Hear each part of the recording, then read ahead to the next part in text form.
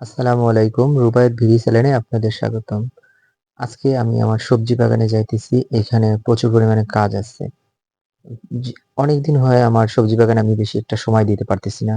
তার কারণে প্রচুর পরিমাণে ঘাস হয়ে গেছে। আমার লতাপাতাগুলো বড় হয়ে গেছে। আ আগাছায় এত পরিমাণে জড়িয়ে ধরছে আমার সবজি বাগানে যে আমি এ কিছুই সঠিকভাবে লাভবান হইতে পারতেছি না। এজন্য আমার বাসার অনেকগুলা কাজ আমি চাপিয়ে এখানে আজকে আসছি। আমার যে ঝাড়ের পাশ দিয়ে যে পরিমাণে আগাছা হয়েছে সব আগাছাগুলো আমার পরিষ্কার করতে হবে। তাহলে আমার গাছগুলা বৃদ্ধি পাবে আর পুষ্টিগুণ বেশি হবে। তো আগাছার কারণে অনেক সময় পুষ্টিগুণ কমে যায়। তো আমি চেষ্টা করতেছি। চেষ্টার মাধ্যমেই কিছু অর্জন করা সম্ভব। ইনশাআল্লাহ আল্লাহ তাআলার উপর ভরসা রাখি। আল্লাহ চাইলে সবকিছু সম্ভব। তো এত পরিমাণে ঘাস হইছে মানে পরিষ্কার করেও শেষ করা যাইতেছে না। তো আমার এইখানে শুধু পরিষ্কার করলেই হবে না। এখানে আমার যে পোড়া ওষুধ আছে, স্প্রে আছে ওইগুলা করতে হইবে। এই স্প্রে করলে আমার এখানে ঘাস কিছু কমাইতে পারবো আমি মনে হয়। তো চেষ্টা করব। তারপরও আজকে আমি আমার যত পরিমাণে ঘাস আছে ওইগুলো আমি সব পরিষ্কার করার চেষ্টা করব। তো এখানে আ আ যত অ ঘাস কেটে দেব ততই আমার গাছের জন্য উপকার হইবে। তো গাছের অনেক বৃদ্ধি হবে, রোগ বাড়বে। তো চেষ্টা করতেছি দেখি আল্লাহ ভরসা। আল্লাহ তাআলা চাইলে সবকিছুই সম্ভব ইনশাআল্লাহ।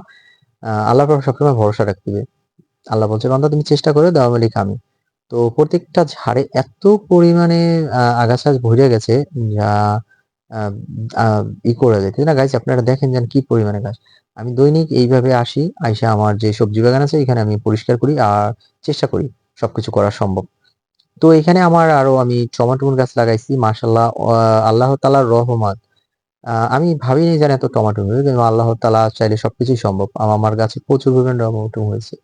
আর আমার অনেক ভাল লাগছে যে না আল্লাহ তাআলা যে আমাকে এত সুন্দর টমেটো দিচ্ছে আর আমার এমনিতেও চাহিদা পূরাইতে পারতেছি পুষ্টিগুণের। যাক এভাবে যদি আমি শ্রম দিতে থাকি অন্তত আমি আমার ফ্যামিলির যে পুষ্টিগুণটা লাগবে ওই পুষ্টিটা তো আমি পূরাইতে পারবো আলহামদুলিল্লাহ। আল্লাহর কাছে হাজার শুকরিয়া আদায় করতেছি। তো এই পাশে যে আমার লাউ গাছগুলো আছে এগুলো অলরেডি জানালায় উঠে গেছে কিন্তু চারপাশে এত পরিমাণে আগাছায় ভরে গেছে যে সেই আগাছাগুলো যদি আমি পরিষ্কার না করি তো লাউ গাছে সঠিকভাবে পুষ্টি পাইতেছে না।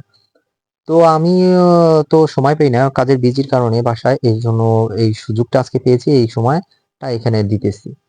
তো বেগুন গাছেরও গোড়া দিয়ে এত পরিমাণে ঘাস আগাছা ভরে গেছে যে বেগুন গাছের রোগ বালাইতে ধরে গেছে। এজন্য বেগুন গাছে পরিষ্কার করে আমার সার প্রয়োগ করে দিতে হবে যেহেতু আমার সামনে রমজান মাস আসতেছে যেন আমার বেগুন গাছে বেগুন হলে আমাদের একটু উপকার হবে আমাদের ইফতারিতে যে বেগুনি বানান লাগে ওইখান থেকে আমরা বেগুনি বানিয়ে খেতে পারবো। তো নিজের গাছের বেগুন দিয়ে বেগুনি বানায়ে খেতে যে কত স্বাদ লাগবে এটা ভাষায় প্রকাশ করে বোঝানো যাবে না। ইনশাআল্লাহ আল্লাহ তাআলা চাইলে সবকিছুই সম্ভব হবে আমার। তো আমি এভাবেই পরিশ্রম ও চেষ্টা করে যাইতেছি। তো আমাদের সমাজে কৃষি কাজকে অনেক মানুষে ছোট মনে করে।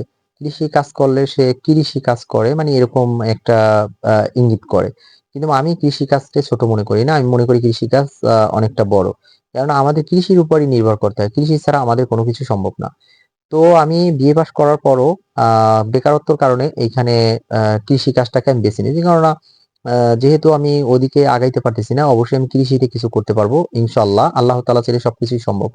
আমি আ শিক্ষাগত যোগ্যতাটা আমার কৃষি ক্ষেত্রে খাটাই। কেননা কৃষি ক্ষেত্রে এখন আমি দেখতেছি ঢুইকা কৃষি অফিসারদের সাথে আ ট্রেনিং করে তাদের সাথে পরামর্শ নিয়ে তাদের সাথে কাজ করে প্রতিনিধি হিসাবে এলাকায় কাজ করতেছি আমি।